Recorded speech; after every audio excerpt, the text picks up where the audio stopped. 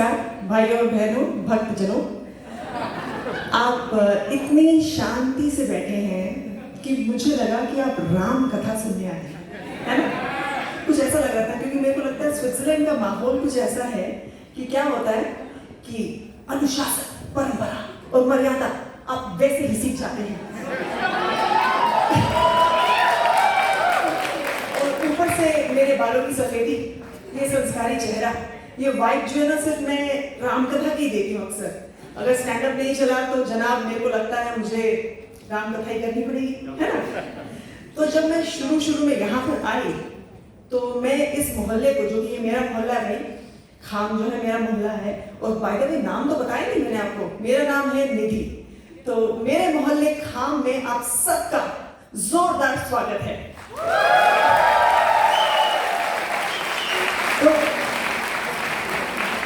तो मैं शुरू में जब आई तो मैं इसे चाम बुलाती थी, तो किसी ने मेरे को समझाया, नीडी इट्स नॉट चाम, इट्स खाम। अपने गले में खराश भर के अमिताभ बच्चन के स्टाइल में आपको कहना पड़ेगा खाम, तभी आएंगे आम के आम, गुठलियों के दाम, है ना? थैंक यू, दांत देने के लिए शुक्रिया। और दूसरी बात जो मेरे को पता लगी कि भाई हेलो कहने का तरीका है 3 बारी किस करना। 1 बारी तो सुना था, 2 बारी भी चलता है, 3 बारी कहाँ से शुरू करना है, कहाँ से खत्म करना है, पता लगे बीच में एक्सीडेंट हो गया। आप ग्रीट करने आए थे और मेकअप शुरू हो गया कहीं पर। और उससे भी ज्यादा ऑब्जेक्शनेबल है बाय कहने का तरीका, चूज। सच्ची? रियली? क्यों? किस लिए?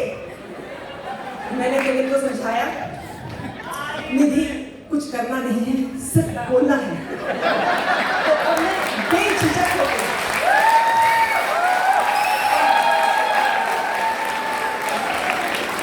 तो अब मैं बेझिझक होकर बोलती हूँ, choose Daniel, choose Stefan, choose Sandro, choose. और मोहल्ले का नाम तो मैंने आपको बता दिया, हाँ। जिले का नाम है जूक। इसे अक्सर क्रिप्टो वैली के नाम से जाना जाता है। जहां क्रेडिट कार्ड इस्तेमाल करने में दिक्कत आती हो, क्रिप्टो वैली कुछ ज्यादा नहीं हो गया, वैली तक तो ठीक था।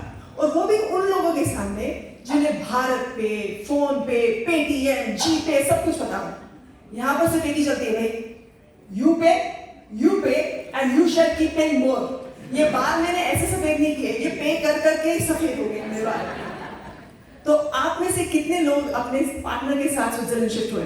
Give me a cheer if you are a trailing spouse in the house. आप सब मेरी ही नौका में सवार हैं। मैं अपने पति के साथ यहाँ पर शिफ्ट हुई थी और मेरे पति ने कहा कि हम स्विट्जरलैंड जा रहे हैं। तो मैंने कहा, जा सिमरन, जी ले अपनी जिंदगी। डीडीएलजे का भूत तो बचपन से ही सवार था मेरे ऊपर। तो मेरे दिमाग में गाना बजना शुरू हो गया, जरा सा झूम लूं मैं। वेरी गुड जी। और मेरे दिमाग में थोड़ी इमेजिनेशन उड़ान भरी। मैंने कहा, अच्छा, एक रेड कन्वर्टिबल, काली शिफॉन साड़ी, उसमें मेरा पल्लू लहराता हुआ, पीछे स्विस एल्प्स, सुंदर नजारे, और इस रोमांटिक मोमेंट को भंग करने के लिए आ गई स्विट्जरलैंड की वास्तविकता, यानी कि रियलिटी, है ना? ना स्विगी, ना ओला, ना उबर, ना जोमैटो। सैटरडे को 5 बजे सारी सुपरमार्केट्स बंद, संडे को एकदम सन्नाटा, जैसे कि आज हो रहा है।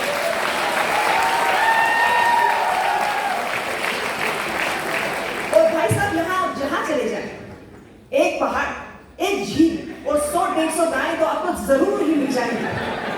और महंगाई इतनी कि रोना ही निकल जाए, क्या करें। लेकिन यहाँ आके समझ में आया, बिल्कुल, यहाँ हर चीज के पैसे लगते हैं। तो जब मैं यहाँ पर आई तो मेरे को समझ में आया कि मेड फॉर ईच अदर का सही मायने क्या है। मेरा हस्बैंड मेरी मेड है,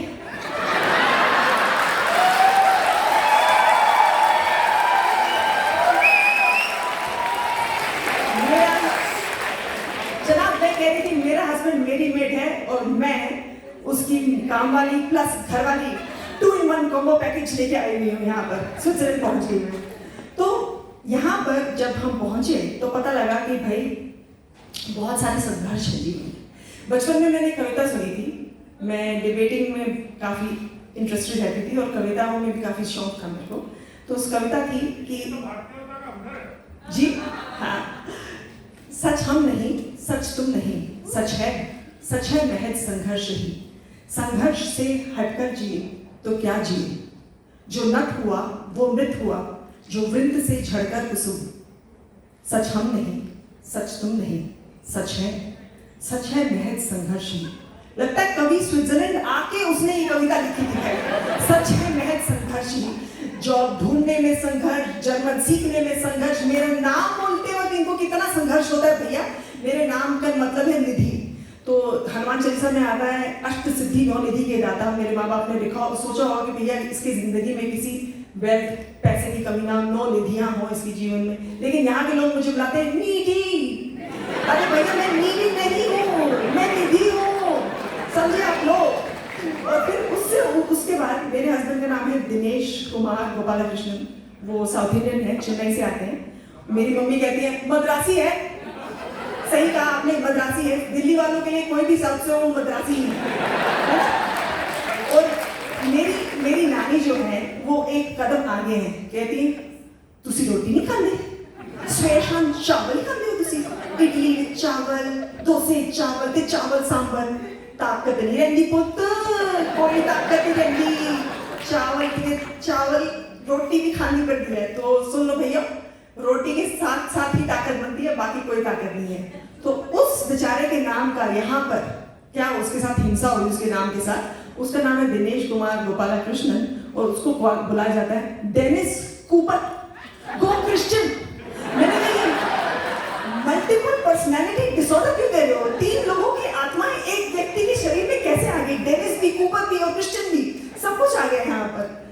तो बड़ी सारी चीजें हैं हम जिससे गुजरते हैं। जब हम अपना घर, अपना देश छोड़ के आते हैं तो मुट्ठी में कुछ सपने, अटैची में कुछ कपड़े और माँ के हाथ की बनी कचौड़ियाँ या लड्डू लेके साथ चलते हैं। और